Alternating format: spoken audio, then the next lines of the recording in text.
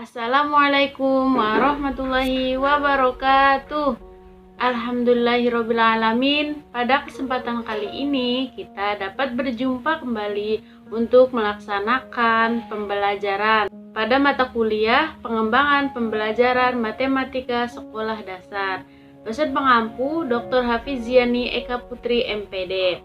Kali ini kelompok 12 yang akan memaparkan materi tentang memahami cara pengembangan evaluasi proses dan hasil siswa di kelas rendah dan kelas tinggi. Langsung saja untuk memulai pembelajaran kali ini, alangkah lebih baiknya kita membaca basmalah terlebih dahulu. Pembahasan yang pertama yaitu evaluasi proses dan hasil belajar. Nah, di sini evaluasi merupakan suatu proses, bukan suatu hasil produk. Kegiatan untuk sampai pada pemberian nilai dan arti itu adalah evaluasi. Nah, evaluasi proses adalah suatu rangkaian kegiatan yang dilakukan dengan sengaja untuk melihat tingkat keberhasilan proses belajar atau pengajaran yang telah dilaksanakan oleh seorang guru dalam pembelajaran.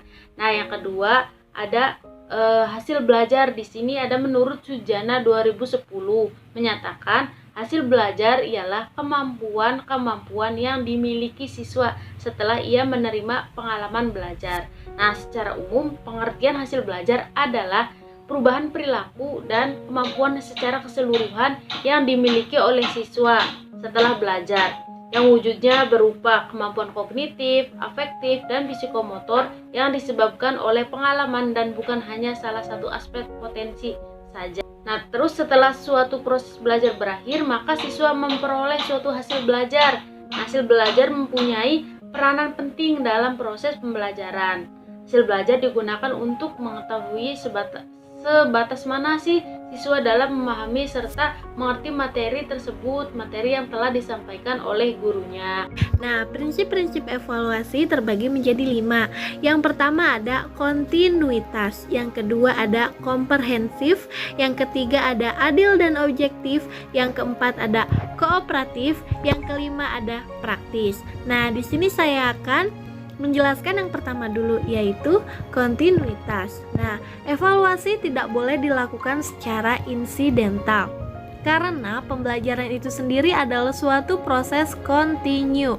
Oleh sebab itu, kita harus melakukan evaluasi secara kontinu.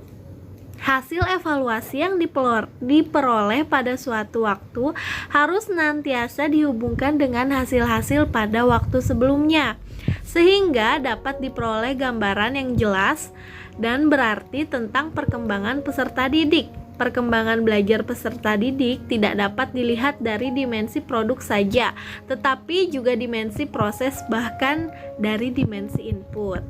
Nah, yang kedua ada komprehensif. Nah, dalam melakukan evaluasi terhadap suatu objek, Anda harus mengambil seluruh objek itu sebagai bahan evaluasi. Misalnya, jika objek evaluasi itu adalah peserta didik, maka seluruh aspek kepribadian peserta didik itu harus dievaluasi, baik yang menyangkut kognitif, afektif, maupun psikomotor. Begitu juga dengan objek-objek evaluasi lainnya. Yang ketiga ada adil dan objektif. Dalam pelaksanaan evaluasi, kita harus berlaku adil tanpa pilih kasih. Semua peserta didik harus diperlakukan sama tanpa pandang bulu. Kita juga hendaknya bertindak secara objektif, apa adanya sesuai dengan kemampuan peserta didik. Sikap like and dislike, perasaan keinginan, dan prasangka yang bersifat negatif harus dijauhkan. Evaluasi harus didasarkan atas kenyataan data dan fakta yang sebenarnya, bukan hasil manipulasi atau rekayasa. Nah, yang keempat ada kooperatif. Dalam kegiatan evaluasi, kita hendaknya bekerja sama dengan semua pihak, seperti orang tua peserta didik, sesama guru, kepala sekolah, dan termasuk dengan peserta didik itu sendiri. Hal ini dimaksudkan agar semua pihak merasa puas dengan hasil evaluasi dan pihak-pihak tersebut merasa dihargai. Kemudian yang kelima ada praktis. Praktis mengandung arti mudah digunakan. baik bagi Anda sendiri yang menyusun alat evaluasi maupun orang lain yang akan menggunakan alat tersebut.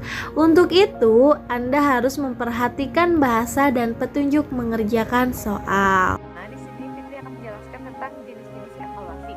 Jenis-jenis evaluasi di sini terdapat 2 poin, yaitu tentang evaluasi proses dan evaluasi hasil. Nah, evaluasi proses sering disebut dengan evaluasi implementasi kurikulum. Di dalam evaluasi proses juga terdapat beberapa poin, yaitu ada 2 poin. Yang pertama yaitu tujuan dan dimensi evaluasi proses pembelajaran. Di dalam tujuan dan dimensi evaluasi proses pembelajaran juga mencakup beberapa poin, teman-teman. Yang A yaitu tujuan pengajaran atau tujuan instruktusional, yang B ada bahan pengajaran, yang C ada kondisi peserta didik dan kegiatan belajarnya, yang D ada kondisi guru dan kegiatan mengajarnya, E alat dan sumber belajar yang digunakan, dan F ada teknik dan cara pelaksanaan penilaiannya.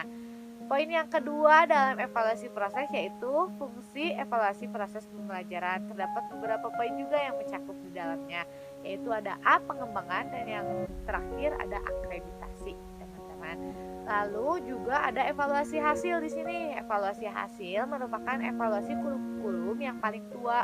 Dalam buku ini evaluasi hasil disebut juga penilaian hasil belajar. Di dalam evaluasi hasil juga ada beberapa poin. Poin pertama yaitu ada tujuan dan fungsi evaluasi hasil belajar. Di dalam tujuan dan fungsi evaluasi hasil belajar juga mencakup poin-poin. Nah, yang A ada diagnostik dan pengembangan, yang B ada seleksi, yang C ada kenaikan kelas, dan D ada penempatan. Hasil belajar dibagi menjadi 4 jenis, yaitu ada formatif, sumatif, diagnostik, dan penilaian penempatan. Yang pertama yaitu penilaian formatif. Penilaian formatif dimaksudkan untuk memantau kemajuan belajar peserta didik selama proses belajar berlangsung, untuk memberikan balikan atau feedback bagi penyempurnaan program pembelajaran, serta untuk mengetahui kelemahan-kelemahan yang memerlukan perbaikan sehingga hasil belajar peserta didik dan proses pembelajaran guru menjadi lebih baik. Yang kedua ada penilaian sumatif. Penilaian sumatif berarti penilaian yang dilakukan jika satuan pengalaman belajar atau seluruh materi pelajaran dianggap telah selesai. Dengan demikian ujian akhir semester dan ujian nasional termasuk penilaian sumatif. Seperti itu, teman-teman. Lalu yang ketiga atau yang C itu ada penilaian penempatan. Pada umumnya penilaian penempatan dibuat sebagai pretest. Tujuan utamanya adalah untuk mengetahui apakah peserta didik telah memiliki keterampilan yang diperlukan untuk mengikuti satuan program pembelajaran, dan sejauh mana peserta didik menguasai kompetensi dan sebagaimana yang tercantum di silabus dan SPP. Seperti itu. Dan yang terakhir itu poin 4 atau yang D itu adalah penilaian diagnostik. Nah, penilaian diagnostik di sini dimaksudkan untuk mengetahui kesulitan belajar peserta didik berdasarkan hasil penilaian formatif sebelumnya. Penilaian diagnostik memerlukan sejumlah soal untuk satu bidang yang diperkirakan merupakan kesulitan bagi peserta didik. Yang selanjutnya ada ruang lingkup evaluasi.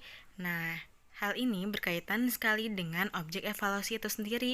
Jadi, jika objek tersebut tentang pembelajaran, maka semua hal yang berkaitan dengan pembelajaran dapat ditinjau dalam berbagai perspektif. Yang pertama, ada ruang lingkup evaluasi pembelajaran dalam perspektif domain hasil pembelajaran. Nah, ini mengikuti taksonomi Bloom, yaitu kognitif, afektif, dan psikomotor. Yang kedua, ada ruang lingkup evaluasi pembelajaran dalam perspektif sistem pembelajaran. Hal ini dimulai dari program pembelajaran, program pelaksanaan, sampai kepada hasil pembelajarannya tersebut.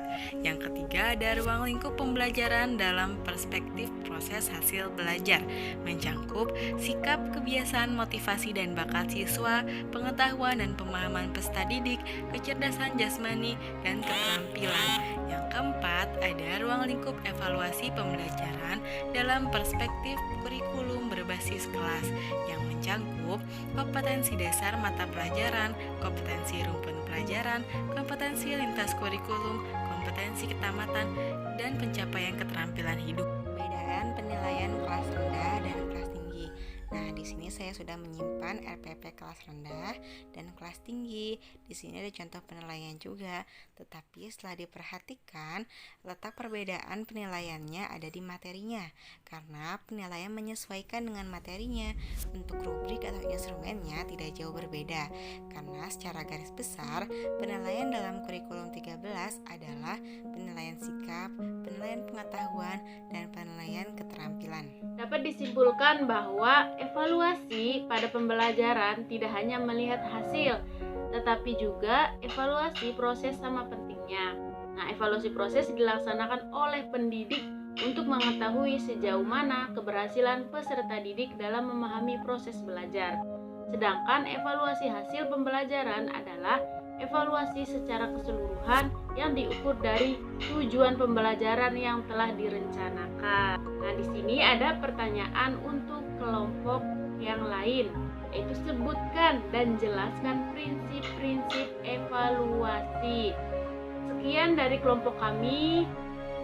Kurang lebihnya mohon maaf. Wassalamualaikum warahmatullahi wabarakatuh.